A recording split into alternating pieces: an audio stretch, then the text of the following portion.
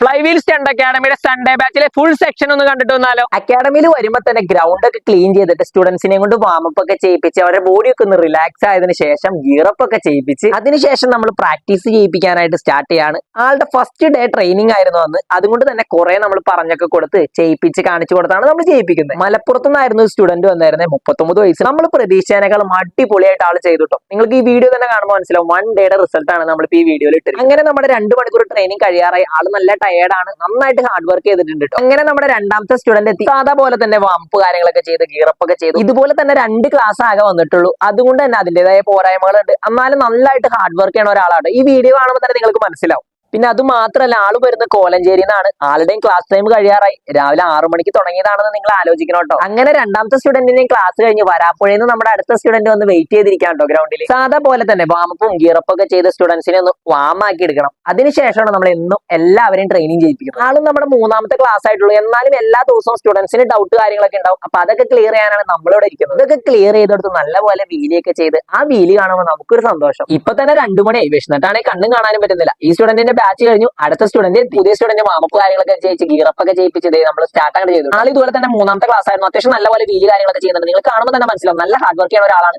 ആൾക്കൊരു അഡ്വാൻറ്റേജ് എന്ന് പറഞ്ഞാൽ നല്ല ഹൈറ്റ് ഉണ്ട്. അത് കാണുമ്പോൾ തന്നെ നിങ്ങൾക്ക് മനസ്സിലാവും. ഇതുപോലെ സ്റ്റുഡൻസ് എന്തെങ്കിലും കുടിച്ചു. അങ്ങനെ 5:30 ആയി. ലാസ്റ്റ് വീല് അടിച്ച സ്റ്റുഡന്റിന്റെ അടുത്ത് അങ്ങനെ നിർത്തിക്കോളാൻ പറഞ്ഞു.